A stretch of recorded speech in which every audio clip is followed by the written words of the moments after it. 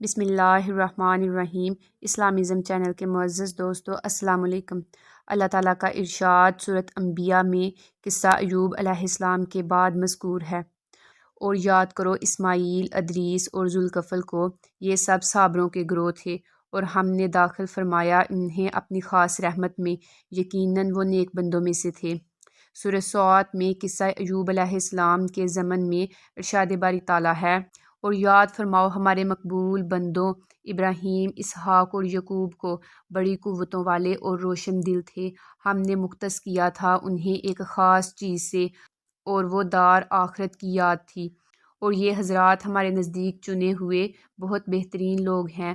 اور یاد فرمائیے اسماعیل، یسع اور ذوالکفل کو، یہ سب بہترین لوگوں میں سے ہیں۔ آپ کی نبوت کے سلسلے میں اقوال۔ قرآن کریم میں آپ کا ذکر خیر عظیم المرتب انبیاء اکرام کے ساتھ کیا جا رہا ہے۔ اس سے ظاہر ہوتا ہے کہ آپ علیہ السلام بھی جلیل القدر نبی تھے اور زیادہ مشہور ہیں، لیکن کچھ علماء کا خیال ہے کہ آپ نبی نہیں بلکہ ایک صالح بندے اور عادل و منصف حاکم ہیں۔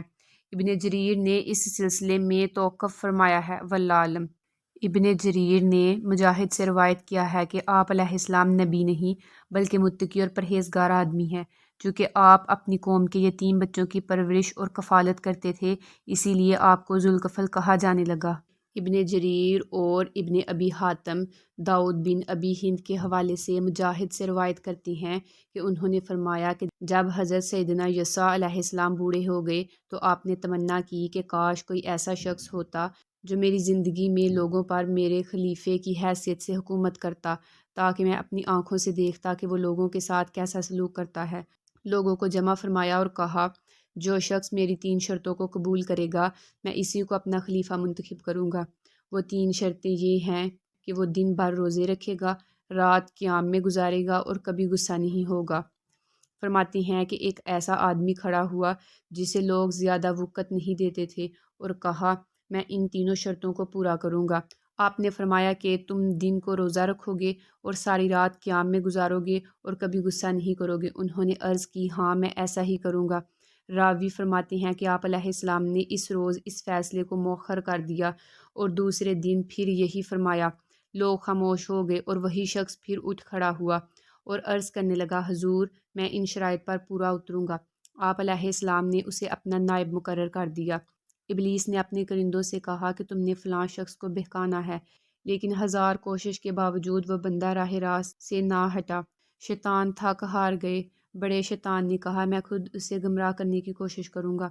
وہ ایک بوڑھے فقیر کی شکل میں حاضر ہوا، آپ کے لولہ کرنے کے لیے لیٹے تھے جیسا کہ معمول، رات بھر قیام فرماتے اور دوپہر میں کے لولہ کرتے۔ دروازے پر دستک ہوئی، آپ نے پوچھا کون ہے؟ آواز آئی، میں ایک مظلوم شخص ہوں۔ آپ اٹھے اور دروازہ کھولا۔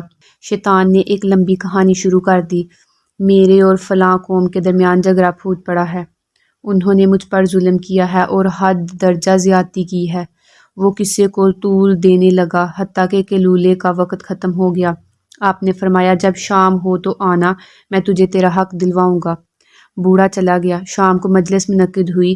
آپ نے ادھر ادھر دیکھا کہ کہیں وہ بوڑھا نظر آئے، لیکن وہ کہیں نظر نہ آیا۔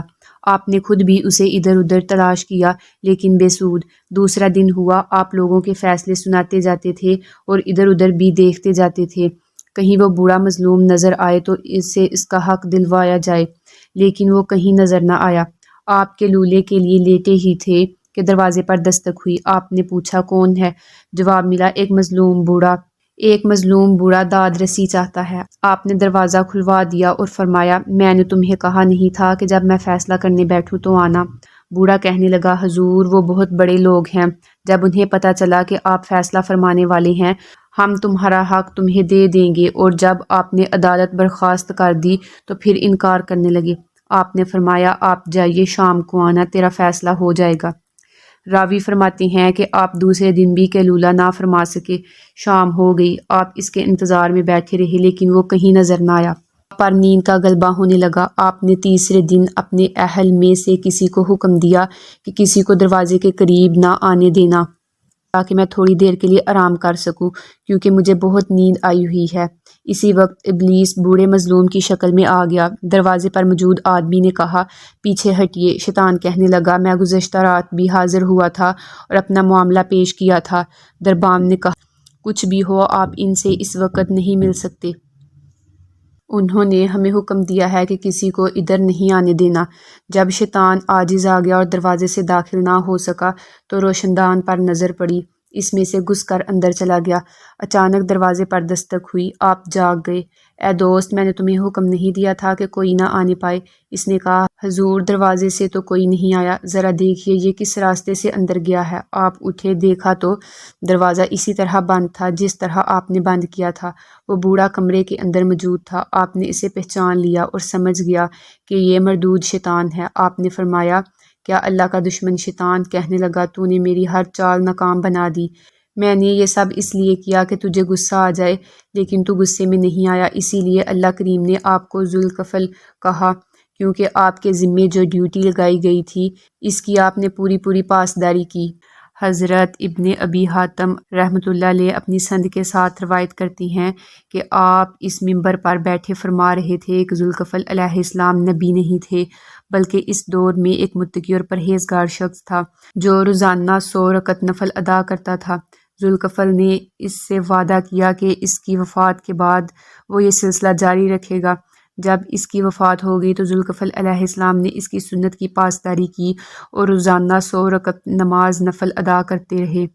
اسی لیے آپ کا نام ذوالکفل یعنی ذمہ داری اٹھانے والا اور نبھانے والا مشہور ہوا۔ امام احمد بن حنبل رحمۃ اللہ علیہ اپنی سند کے ساتھ روایت کرتے ہیں کہ آپ رضی اللہ عنہ کا فرمان ہے کہ میں نے رسول اللہ صلی اللہ علیہ وآلہ وسلم سے ایک حدیث سنی، اگر میں نے اسے 1 مرتبہ یا 2 مرتبہ حتیٰ کہ آپ نے 7 مرتبہ کہا نہ سنا ہوتا تو اسے کبھی ذکر نہ کرتا، لیکن میں نے 7 مرتبہ سے بھی زیادہ اسے سنا ہے کہ آپ نے فرمایا، ذوالکفل بنی اسرائیل میں سے ایک آدمی تھا جس نے کوئی گناہ نہیں تھا جو نہ کیا ہو، لیکن ایک دن وہ ایک عورت کے پاس آیا اور اسے 60 دینار دے کر زنا کے لیے آمادہ کیا۔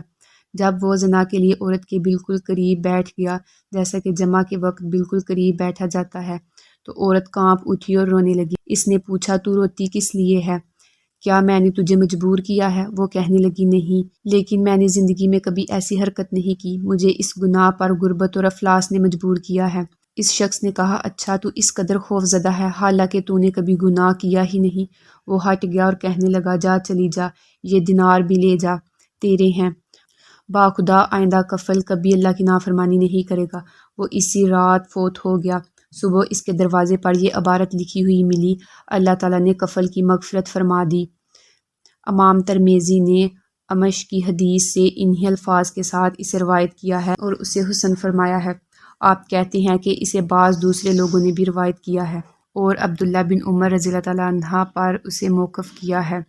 یہ حدیث بہت غریب ہے اور اس کی سند بھی محل نظر ہے، کیونکہ ابو حاتم کہتے ہیں کہ سعد نے میری معلومات کے مطابق اس کے علاوہ اور کوئی حدیث روایت نہیں کی، لیکن ابن حباب اسے ثقہ بتاتے ہیں اور کہتے ہیں کہ ان سے عبداللہ بن عبداللہ رازی کے علاوہ اور کسی نے یہ حدیث روایت نہیں کی، واللہ اعلم۔